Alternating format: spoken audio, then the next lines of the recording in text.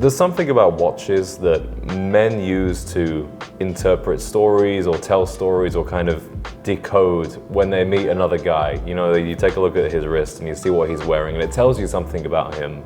When do you think men start becoming aware of that, and when does that start to matter in life? That's a good question. You know, I guess it really depends your fondness, how do I say, for the kind of, maybe not the luxury lifestyle, but I would say for like the finer things, right? Mm-hmm. I think a lot of people kind of are discerned in two ways. Either they kind of live a life, and this is a terrible way to put it, but live a life of mediocrity. They're just content with the status quo. And then there's others who kind of chase, I would say, the next level of things, be it in business, in their personal life, be it, you know, working out, the whole nine, right? So I feel like it kind of goes part and parcel with anything. When you collect or appreciate finer things, watches naturally becomes one of them, because I mean, the kind of hobby of collecting watches, or even if you go back to pocket watches, has been around for over 500 years. So at this point, you know, it's pretty well known in culture. And so anybody who is a cultured person, I feel like, is kind of, it's just a natural gateway into that world. Yeah, absolutely.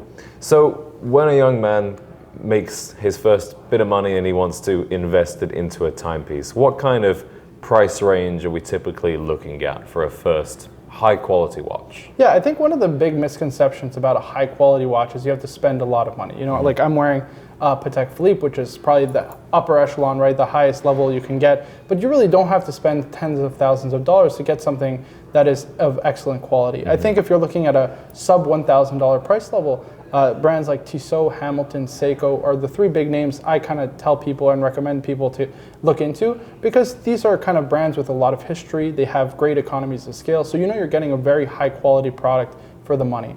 Now, of course, as you go up in price, you know, you can kind of discern based on complications or things like in-house movements of that matter. Now, we have a couple watches in front of us, but you know, these are kind of brands that we represent. Of course, another excellent option is to go the pre-owned route. But to kind of focus on, I would say, let's say you want to purchase a brand new timepiece for yourself. Yeah. In the sub $5,000 price category, I don't think that there is a better brand than Tudor. So Tudor is a sister company for Rolex. They're actually both owned and operated by the Hans Wilsdorf Foundation. And under the $5,000 price point, they make, without question, the best sports watch on the market. And probably its most popular watch is this one right here. It's the Tudor Black Bay 58. This one in the black version. I want to say they released this back in 2016. And it is, to this day, probably one of our best-selling watches. And without question, probably the line that really helped revive Tudor. And they've made other iterations of it. Now the Black Bay 54 and 37 millimeters as opposed to 39 here. And now the Coke GMT. This one on a rubber strap, but you can also get it on a metal bracelet. I think those are kind of emblematic of, I would say, the perfect everyday watch, where, you know, maybe 10 or 15 years ago, a Rolex Submariner was your first luxury watch, priced at around, you know, $5,000 back then. New, if you were going pre-owned, probably around the $3,000 to $4,000. That was when you can just kind of walk in and get one new at retail. But I think Tudor has kind of taken that place of the best first luxury watch for most collectors who are looking for a really high-level timepiece. So what happened with Rolex that has made them much more expensive and difficult to get hold of in recent years? It's an excellent question. So I like to say that Rolex actually doesn't compete in the watch industry. So they're outside of the watch industry entirely. They're a lifestyle brand. I think what Rolex does is they sell a lifestyle. People who enjoy Rolex watches are kind of, like we mentioned earlier, right? People who are akin to the finer things in life. Kind of like Hermes, for example. I don't think Hermes operates in the fashion industry. They're a lifestyle brand. And so that's kind of how Rolex unlocked that. And I would say the genesis of that was probably in 2017. So there was a very famous auction of Paul Newman's Paul Newman Daytona that sold at the time for the record for around 18 million all in for the watch. And from then is kind of when watches, I would say, started to disappear from Rolex showcases, and when they started to kind of sell above market, I would say, in the next following years. And I think COVID kind of accelerated that process, especially because supply chain issues and just less overall supply being put out on the market, despite the fact that, you know, Rolex makes over 1 million watches a year, every single one of them sells out, which is, you know, nothing short of remarkable. Yeah. In terms of the brand prestige and being recognized by people that aren't in the watch world as much, which other brands are maybe on a similar level but a little bit more accessible? Maybe an Omega or something like that? Yeah, absolutely. I would say, so when I first started, my answer originally was a Tudor Black Bay 58, now as a kind of starter entry-level luxury watch. Now, when I started in the industry 5 years ago, a Speedmaster was $5,900. new. So that was Yeah. my personal pick, right? Because it's the Moon watch if you're getting the professional model, which to me was the best. That was amazing. All the history behind it, the design is perfect. But now that watch is $9,000 new, which is a big stretch for a lot of people. Yeah. Of course, you can still go pre-owned and get something around the 55 to 6,000 price range if you're getting the latest model. But Omega is a great brand. I think Cartier is also one that is very, very popular, especially among our generation. Yeah. Things like the Santos, the Tank, and even among ladies, the Panthera, the Tank. These are some of the most popular watches on the watch market, even beyond like a Rolex Datejust, for example. Yeah. They are really, really popular among women. Yeah, absolutely.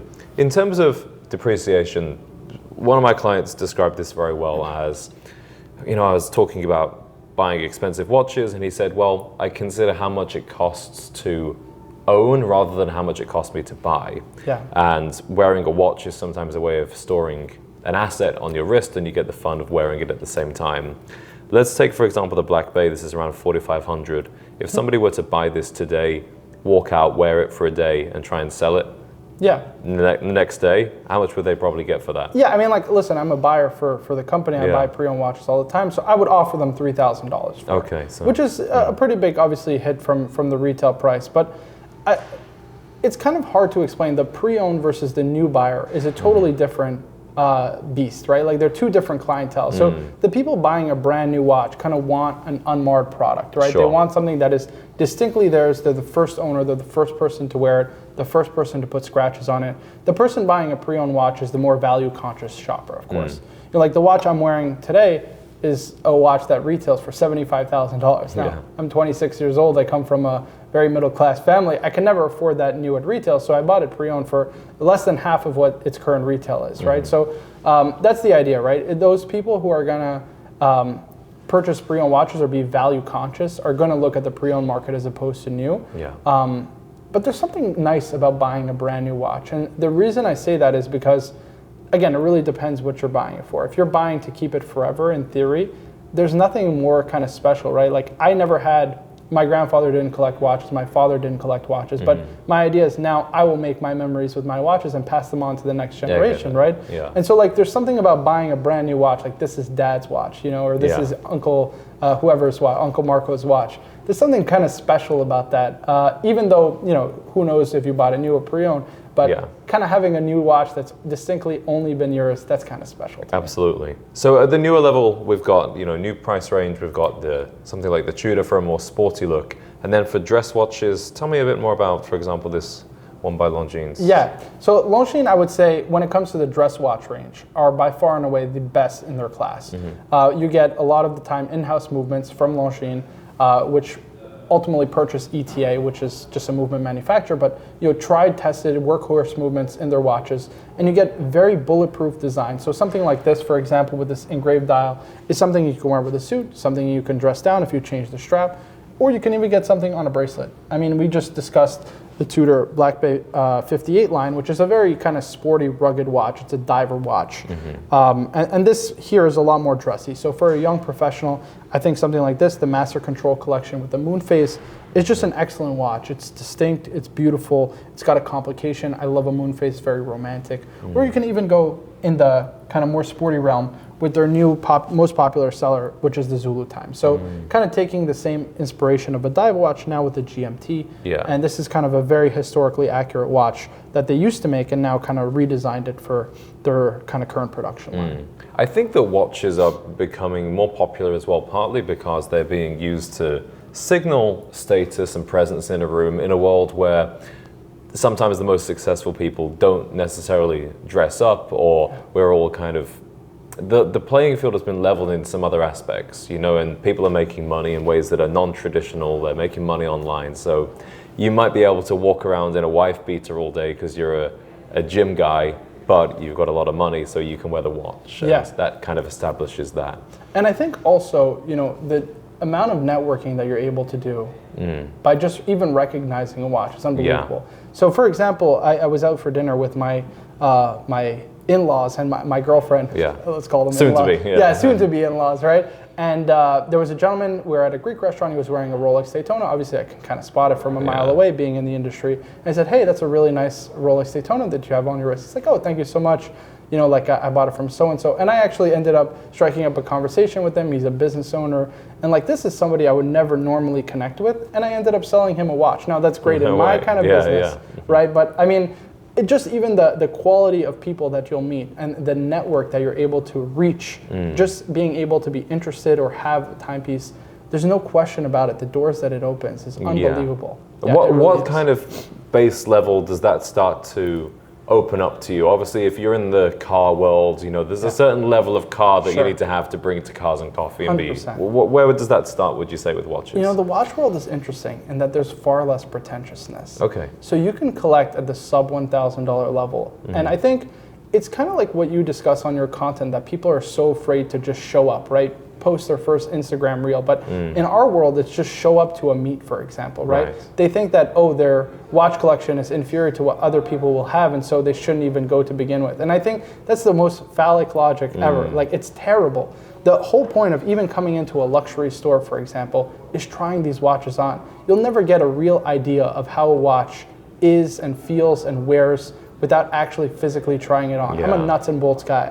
I could dissect each one of these watches for you, but it does nothing until you actually physically try it on your wrist and see how it feels. Yeah. I know you don't need to be in the business of convincing people how great watches are, but if somebody is of the mindset of, well, I just have this one Seiko, this one Timex, why would I spend so much money on a watch? What would you say to them? You know, that's an excellent point. I mean, listen, at the end of the day, people will collect for different reasons, and you can't be into everything, right? Listen, I collect pens, I collect cufflinks, ties, suits, shoes. It never ends. And some people are more just into collecting. 100%. You have that collector's gene. A lot of the time, you'll just be into collecting, is what I call it, right?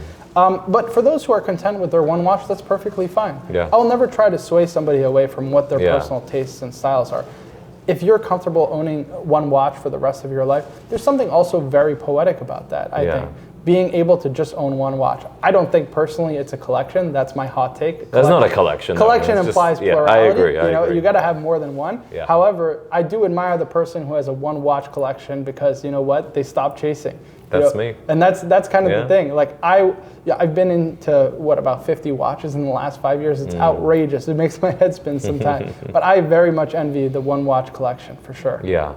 But if you were to give somebody a glimpse of maybe the magic that you get from watch collecting and wearing different watches, how would you describe that? It's unbelievable. Every single watch personifies something different. You know, like I have, for example, a watch. It's a Rolex GMT, and it was my second Rolex I ever purchased. And I have a YouTube channel.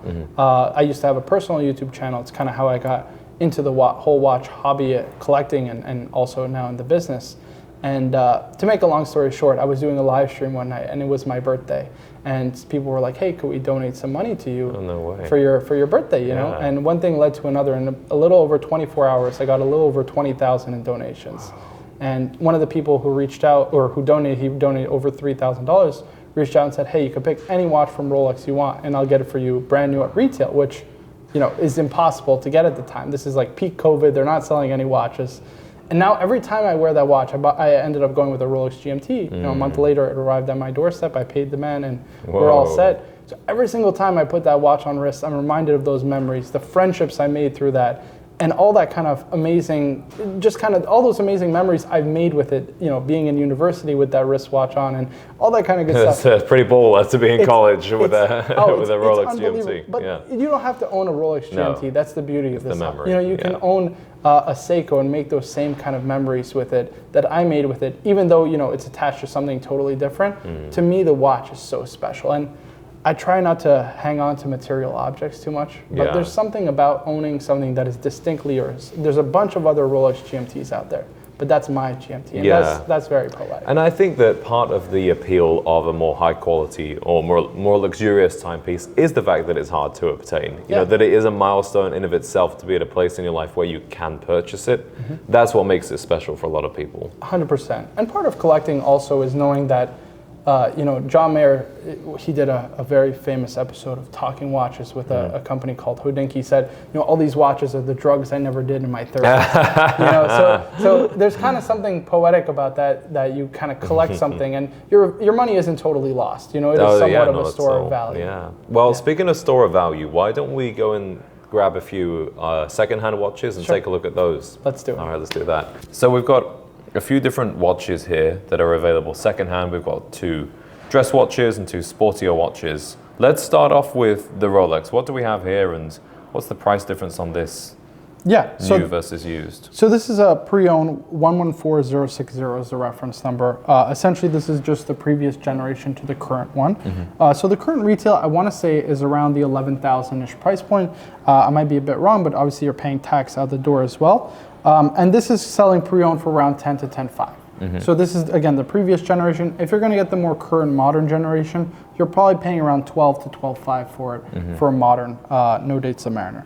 But this is a watch, again, if you're buying it new at retail, you're getting a watch that actually trades over, which is really, really nice. This is why these kind of, I think, are probably the most popular seller for us. The Submariner is probably the quintessential, if I ask the watch collector, what is the go-to watch for every day? Yeah. The Submariner is kind of most people's choices. Yeah. And especially in this no-date format, right? It's obviously very clean, no date, very symmetrical, just perfect for everyday use. Yeah, and the big thing with a Rolex on the secondhand market is you can actually get it fairly easily as long as you have the money. Absolutely, right? You can actually buy it. The cool part about Rolex making 1 million watches is there's a lot of supply out there, but it's just about the price, right? That's really what most people worry about. So, that's a great price point. Obviously, $10,000 is a lot of money for some people. Now, you can get really good sporty watches on the secondary market. This is one that we just have on hand. It's the Breitling Premier. This one with the kind of bullet style bracelet is what they call it. That's cool. It's a newer style. And it's really great green dial with the GMT complication, so you get dual time zone. Closed case back, but you get the water resistant 200 meters. I believe the Submariner is 300, so you can go swimming, go take a shower with it, everything. And it's just got this beautiful look to it for sub $5,000. This is a heck of a watch. Yeah. It's really a looker. And I just think it's really, really beautiful, especially with that green. Yeah, and if on the new market, how much would you be looking to pay for I mean, that? you're probably paying, well, I don't know exactly offhand, but it's definitely over $7,000 if I had to guess. Yeah. And again, these are just kind of 2 examples I have readily on hand. Something like a Speedmaster is a great watch also. There's so many different brands, and that's what's really cool about watches is everybody can kind of pick and choose what matches their personal taste and style to a degree that is extremely, extremely affordable or extremely expensive, Yeah. And that's what's really cool. Another point to consider, which I didn't bring up before, is safety and security. Yeah. So I'm going to be traveling around over the next few months, including some, let's say, third world countries. Sure, yeah. And there is an element of safety concern. Definitely wouldn't want to wear something like this in some of the places I'm going. What's like a really great watch that strikes that right balance between nobody's going to cut your arm off for it, but you feel nice wearing it, and somebody who's in the know? I always recommend insuring your watches if you're ever worried about that. That's the first kind of form of defense. Here, just take the watch, because at the end of the day, your life is worth more than the watch. But second, I would say, if you're just looking or you're worried about that happening, obviously it's a big, big problem throughout Europe, throughout the world, really. I would just say take something affordable that you're not afraid to lose. So like that sub $1,000 price point, Tissot, Hamilton, Seiko, those are kind of my best bets for a travel watch. It's what I personally take myself, just because a lot of the time, although I want to make the memories with the watch, I was in Mexico recently, I'm not taking my Rolex GMT. Could be the wrong kind of memory with the watch. 100%. It's just not, you got to know where you're going and know that, hey, like, listen, I'm going to be a little bit more careful. That being said, I took it to London. So I was a little less careful with that. Yeah. Again, you just have to be weary of your surroundings and be okay with, hey, I'm going to be wearing an expensive watch in maybe a little bit of a dodgy place. I just got to be more aware of my surroundings. Yeah, absolutely, yeah. Let's take a look at this Omega. Yeah, so this is a great, great watch. This is part of their DeVille collection. It's a coaxial wristwatch. So coaxial escapement was invented by a British watchmaker, actually. His name is George Daniels, and Omega kind of took it for all of their technology. This is a manual winding watch, which I always love because, a lot of the time you'll see watches, they're automatic. I enjoyed that too. But a manual wind watch, there's something about the tactile feel, first of all, of waking up every day and winding your watch. It really helps you bond with the timepiece in a way that an automatic watch, you just put it on your wrist in the morning and go. Agree. This for me is really, I think, what makes watches great. Every single day you're winding it up, you're really making sure that it's keeping time and keeping time accurately at that. So yeah, that's one watch that I absolutely love. In black, you can get it in a variety of different dial colors. This is a watch that probably retails, I think, over $9,000, And you can pick this up secondhand around the $5,000 to $6,000 price Wow. point. So it's a significant depreciation, but the good part is if you're buying it pre-owned, you're getting a great value, super thin profile, and a beautiful open That's case back. incredible. Yeah, Yeah, love the that movement one. on Omega is awesome. Love that one. Really awesome. Now, this is a bit more of a kind of niche brand, let's call it. So this is a brand called Frederic Constant. Now, this kind of design may seem familiar. A lot of the time, they're known for kind of copying, let's call it. Homage is the best form of flattery. Patek Philippe is probably the biggest name in the industry that they copy. But they make some very high quality watches. Especially pre-owned, you can pick up some bargains. I mean, this is a full rose gold watch, moon phase, date, automatic movement with a rose gold rotor. This is actually a fully in-house movement. Frederic Constant actually makes their own in-house calibers, and you can pick this up well under $7,000. That to me is the best value on this entire table. You know, obviously Rolex is the big name, Breitling is a bigger name, maybe a little bit more usable. But what catches my eye the most, a gold watch from maybe a little bit more of a niche brand, but it's much more of a conversation starter. You know, when you go up to somebody and say, hey, that's a really nice watch. Oh, well, what are you wearing? Well, I'm wearing actually this. Is a little bit different, a lot more unique. That's true. When it comes to kind of spotting watches and striking up conversations, it's not necessarily who has the most expensive or the most well-known. Sometimes it's who has something that's interesting to a watch collector. 100%. And that's the cool part about the hobby. There's such a variety of designs. You can really match it to your personal taste and style to a degree that is really unlike any other hobby. Like price points, designs, genre of watch. There is so much variety out there to be had, and tailoring your collection to your personal taste is really easy to do if you do the right research. Well, thank you so much for showing me around. It's been an pleasure. absolute pleasure looking at these Thank you watches so with much. you.